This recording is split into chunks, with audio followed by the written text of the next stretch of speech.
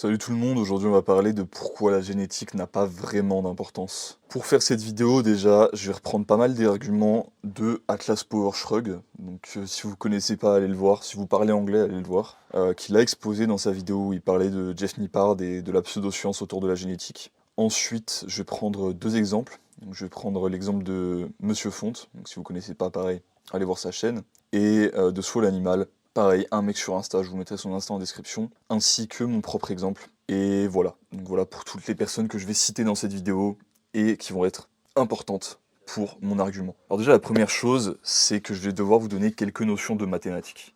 C'est un peu chiant, mais ça va être des notions simples, t'inquiète pas, ça va le faire. La première notion, ça va être la notion d'écart type. Et pour ça, je vais te prendre l'exemple de la courbe du QI, donc la courbe de Gauss du QI, où au milieu, tu vois, t'as la moyenne et l'écart qui sépare des pointillés à côté, tu vois. C'est ça l'écart type. Et tu remarques que chaque écart type, c'est exponentiellement plus rare de trouver quelqu'un qui y est. Donc les écarts types, c'est un écart par rapport à la moyenne, en gros, pour te simplifier la notion. Maintenant, ces données-là, on les a sur la courbe du QI.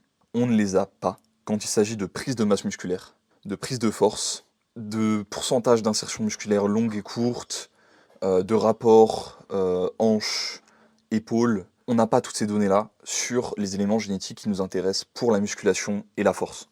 Donc, pour te reprendre ce truc-là, et pour parler un petit peu des fake natis, quand un influenceur, il va te dire « Non, mais moi je suis juste une élite génétique, j'ai juste de la chance », qu'il a des résultats absurdes dans un temps très court alors qu'il s'entraîne globalement pas très intelligemment la plupart du temps, ou en tout cas pas de manière structurée, réfléchie, tu vois qu'il n'y a pas grand-chose derrière quand il te parle de son entraînement.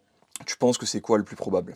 Le plus probable, c'est que ce soit une anomalie, qu'il soit au moins deux écarts types, mais en vérité, au vu de ce qu'ils disent et au vu de leurs résultats, plus souvent trois écarts types au-dessus de la moyenne en termes de prise de masse musculaire, de prise de force, de pourcentage d'insertion musculaire qui sont bonnes, longues, excusez-moi. Même de réponse à l'entraînement, à haut volume par exemple, qu'on sait qu'il y a quelque chose qui n'est pas généralement très efficace sur les naturels, surtout sur les naturels avancés. Donc admettons que ce soit une anomalie sur ces trucs-là, qu'il soit trois écarts types au-dessus de la moyenne. Combien de pourcents de chance, à ton avis, il y a que ça arrive? Je vais pas te dire en pourcent de chance, je vais te dire en combien de personnes sur combien de personnes, mais en gros, trois écarts types au-dessus de la moyenne sur quatre facteurs comme ça, c'est au minimum un facteur de une personne sur 800 millions.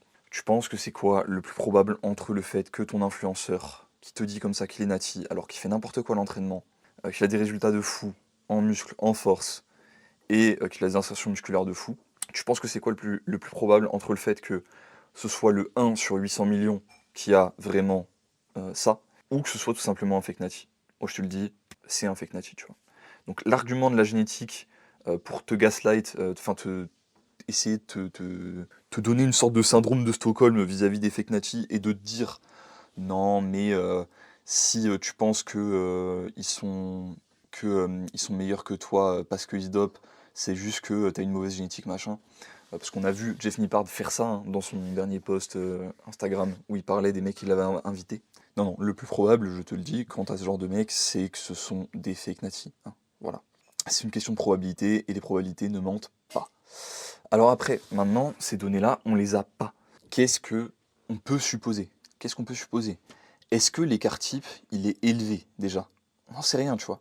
Est-ce que l'écart type entre deux mecs qui s'entraînent intelligemment de la même manière sur leur première année de muscu, enfin entre plein de mecs du coup, ça va être que en moyenne, par exemple, tu prends 8 kilos de muscle et que l'écart type c'est 1 kilo de muscle, donc ceux qui sont deux écarts types au-dessus, c'est-à-dire les 2,5% de personnes les plus chanceuses prennent 8 kilos, 10 kilos de muscle au lieu de 8 kilos, et les 2,5% les moins chanceux prennent 6 kilos au lieu de 8 kilos, bah dans ce cas-là, en fait, même les moins chanceux, ils n'auraient pas des résultats si mauvais que ça comparé aux plus chanceux. Et tout ça, le peu de données qu'on a sur ces domaines-là, c'est sur des gens avec des méthodes d'entraînement, bon, plus que douteuses. On n'a pas de contrôle sur l'intensité que ces gens-là ont mis à l'entraînement. On n'a pas de contrôle sur la qualité de leur alimentation, la qualité de leur sommeil, le fait qu'ils aient du stress chronique ou pas. En fait, on ne sait pas. On ne sait pas quel rôle la génétique joue. Et dire qu'on le sait et dire que un tel a une mauvaise génétique, un tel a une bonne génétique, c'est de la sorcellerie. Voilà. C'est des bêtises. Et en particulier les gens qui communiquent dans le monde muscu en se donnant une fibre un peu scientifique vis-à-vis de ça, et qui essaient de vous dire justement que bah non, c'est juste une question de génétique, voilà, c'est des menteurs. En tout cas, ils sont malhonnêtes au minimum scientifiquement. Maintenant, il y a un cas où je veux bien accepter de dire que tu as une moins bonne génétique qu'un autre d'un point de vue esthétique. Quand tu prends deux bougs qui ont la même masse musculaire à peu près, qui font le même poids, même taille, et à peu près le même body fat, et qu'il y en a un qui a l'air beaucoup plus stock que l'autre, oui, tu peux dire que c'est la génétique, parce que du coup, il a des insertions qui font que bah, c'est plus joli, tu vois. C'est plus joli, que ça rend mieux, c'est tout. Et là, il n'y a pas de souci. Mais c'est vraiment juste sur cet aspect esthétique-là. Sur plein d'autres aspects, sur les aspects de performance, il n'y a pas de corrélation, tu vois. Donc maintenant, les exemples que je vais te prendre, Monsieur Font et Soul Animal, tu vas remarquer, si tu vas checker un peu ce qu'ils font, qui c'est, que c'est pas des Golgoth, tu vois, c'est pas des bêtes de masse. Alors déjà, pour deux raisons, enfin pour une raison, c'est que c'est pas nécessairement leur but, mais l'autre élément, c'est que oui, ces mecs-là partaient d'une base extrêmement peu prône à la prise de muscle. Leurs résultats vis-à-vis de cette base sont excellents, mais voilà, on n'est pas tous égaux vis-à-vis de ça, et t'en as qui vont quand même prendre moins de masse que d'autres. Maintenant, d'un point de vue performance, est-ce qu'on peut dire la même chose? Oui et non. Tu peux noter que quelqu'un va avoir un beaucoup plus gros ape index. Donc ape index, c'est le rapport entre ton allonge avec tes bras et ta taille. Et du coup, qui va être bien plus prédisposé à être fort en deadlift qu'un autre qui aura un plus bas ape index. Mais des fois, ça va pas être le cas. Il y a des points faibles musculaires et points forts musculaires particuliers. Pareil avec le bench, où généralement le fait d'avoir des bras plutôt courts et une cage thoracique épaisse va être avantageux. Mais des fois, tu as des mecs avec des bras longs et une cage thoracique plutôt fine qui vont être hyper forts au bench. Et inversement. On ne peut pas savoir avant d'avoir essayé. Et avant d'avoir essayé avec des méthodes correctes, si tu es naturel. Parce que si tu es dopé, évidemment, encore une fois, ça change les règles du jeu. Ils peuvent à peu près tout faire et quand même progresser.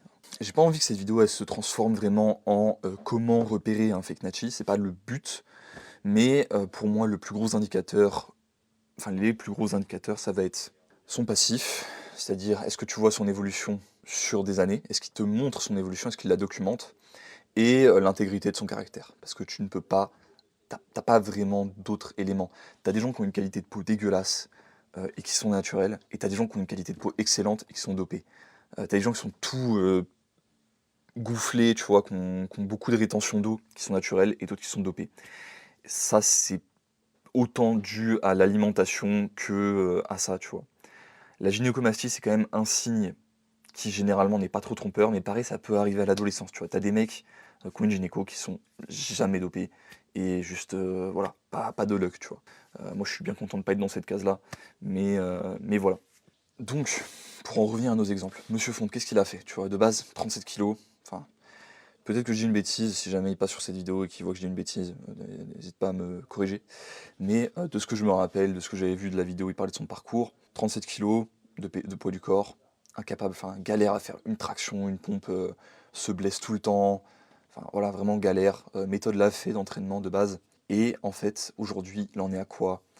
Poids du corps, je sais plus, 37 kilos pour 1m70 je crois. Là, je crois qu'il est à peu près autour de la même taille. Il doit être autour de ses 60 kilos, si je dis pas de bêtises, peut-être un peu plus. Et aujourd'hui, il a une traction à un bras lestée à 10 kilos, tu vois. Et il y a plein d'autres performances qu'on pourrait citer de sa part, voilà, dans le même domaine, plus ou moins conventionnel, qui t'impressionneront plus ou moins parce que tu comprends plus ou moins ce qu'il fait. Mais voilà, il est très fort, surtout vis-à-vis de son point de départ. Soul Animal, pareil, il me semble petit, il me semble qu'il ne digérait rien, tu vois. Pareil, peut-être anorexie, tout le temps à se blesser, à être un enfant plutôt malade. Aujourd'hui, voilà, c'est quelqu'un qui est excellent dans ce qu'il fait en escalade, qui a une force extrêmement impressionnante vis-à-vis de son poids du corps, et en fait, qui a tellement optimisé de choses que c'est extrêmement impressionnant. Que ce soit sur la dureté de la peau, sur plein de choses, à vrai dire. Qui a, il me semble, le record du monde de crab walk, enfin bref. C'est un sacré personnage. Je vous invite à aller voir ce qu'il fait. Là, les exemples que je vous ai dit, c'est vraiment des mecs qui, selon n'importe quel influenceur muscu de base que tu prendrais, dirait non, eux, ils auront une mauvaise génétique, oh non, eux, ils feront des trucs de merde en performance, voilà, ils pourront pas faire grand chose. Le fait est que ces mecs-là, persévèrent, s'entraînent intelligemment, apprennent à s'entraîner intelligemment. Et ça, c'est le plus gros facteur quand tu es naturel. Ont essayé d'optimiser leurs facteurs externes, sur l'animal énormément, Monsieur Fond, je sais moins, j'avoue. Et en fait, arrivent à des résultats absolument exceptionnels. Quelle que soit l'échelle à laquelle tu les compares, leurs résultats sont exceptionnels. Quelle leçon tu peux tirer de ça? Tu ne vas peut-être pas être le meilleur dans le truc que tu as envie d'être le meilleur direct, tu vois. Tu vas peut-être être pas le prochain Mister Olympia si t'as pas des bonnes insertions musculaires, si t'as pas une bonne génétique d'un point de vue prise de muscle, etc. Mais il y a toujours un domaine, il y a toujours un truc où tu peux atteindre l'excellence. Et même dans les trucs où tu es les moins prédisposés, tu peux atteindre un très bon niveau. Ça demande juste de la persévérance, de l'optimisation et de la recherche. Et ça, c'est vraiment la base de la quête, du fait de s'entraîner de manière naturelle, de ne pas chercher à tricher justement. C'est le fait de réaliser le potentiel humain, pour de vrai, tu vois, sans utiliser de pharmacologie. Maintenant, je vais te prendre mon propre exemple. Quand j'ai commencé la muscu, j'avais à peu près 2-3 dips au poids du corps, tu vois. Quand j'ai commencé à m'entraîner dans ma chambre, j'avais 12 ans, quelque chose comme ça. C'était une galère, j'étais pas très bon en dips, en vrai. C'était même peut-être le mouvement où j'étais le plus mauvais au tout début. Encore plus que les tractions, et pourtant j'aimais pas les tractions, j'étais pas bon en traction. Quand je suis arrivé en salle pour la première fois, je crois que c'était à l'aune de mes 17 ans, je devais avoir 16 ans, presque 17, j'ai passé un soulevé de terre à 200 kg par contre. Aujourd'hui, j'ai une dips à 140 kg de lest, j'ai un soulevé de terre à seulement 260 kg en tradi. Pourquoi? Alors, il y a quelques facteurs qui vont dans mon sens. Mon hype index est neutre, donc pour le deadlift, je suis pas spécialement tant avantagé ni désavantagé. Par contre, tu vois, par mes points forts musculaires, le fait que à 17 ans, mon premier deadlift ce soit 200 kg, c'est que j'étais quand même prédisposé à avoir pas mal de force dans cette zone-là. Mais comme c'est quelque chose qui m'a moins intéressé, dans lequel je me suis moins investi, aussi dans lequel je me suis blessé, ce qui a ralenti ma progression, mes résultats ont été moins bons que sur quelque chose dans lequel j'étais moins prédisposé, c'est-à-dire les dips, où j'ai atteint un niveau de performance quand même assez correct pour un naturel. Voilà. Tout simplement parce que j'ai tout optimisé pour, évidemment. Voilà, j'ai des humérus plutôt courts, donc on peut dire que c'est grâce à ça. C'est un facteur, je te le dis pas, je te dis pas le contraire. Mais bon, c'est quand même pas tout. Donc la conclusion de cette vidéo, s'il y en a une, c'est que tant que tu n'as pas optimisé tes facteurs externes, ton sommeil, ton alimentation, ton stress chronique, que tu n'as pas cherché à optimiser ton entraînement, et que tu n'as pas fait ça pendant 5 ans, 10 ans, 15 ans, tu ne peux pas dire que tu as une mauvaise génétique. Tu ne sais pas si tu as une mauvaise génétique ou pas. Tu ne sais pas, tout simplement. Et même si tu as une mauvaise génétique, même si tu as raison, tu pourras quand même atteindre un tel niveau que tu t'en foutras en vrai au final de est-ce que tu avais une mauvaise génétique ou pas, tu vois. Parce que ça t'aura amené quelque part, ça t'aura permis de trouver, ça t'aura lancé sur une quête, et tu seras dans tous les cas content d'avoir accompli cette quête. Donc en gros, le message de cette vidéo, c'est qu'encore une fois, la Black Pill a tort, que tu peux faire plus ou moins ce que tu veux si tu y mets ton esprit, si tu y mets ton énergie, et en fait, juste lance-toi, tu vois. Lance-toi, stop, arrêtez de coupe. Arrêtez de coupe. Je sais que la vie, c'est pas facile, je sais que on a toujours envie de se trouver des excuses, mais plus tu trouves des excuses, plus t'es malheureux, et moins t'accomplis de choses. Donc quel que soit en fait ton état, tu vois, quelles que soient tes capacités, ta prédisposition aux choses, le fait de ne rien faire va juste te rendre malheureux, et le fait de faire te rendra probablement au moins plus heureux que tu l'es maintenant. Donc voilà. Passez une bonne journée les bros, moi je vous dis à la prochaine. N'hésitez pas à aller checker la newsletter pour l'article qui a donné lieu à cette vidéo, qui est bien plus détaillé, qui en vrai peut vous intéresser si vous voulez prendre des petites notes, etc. Tout là-bas. Si vous voulez un coaching, vous avez mon lien pour un petit appel. Je fais du coaching personnalisé, j'ai des tarifs très raisonnables, bien en dessous du reste de l'industrie. Et mes athlètes progressent. Je fais des gros bisous. On va tous y arriver, les bros. On va tous make it.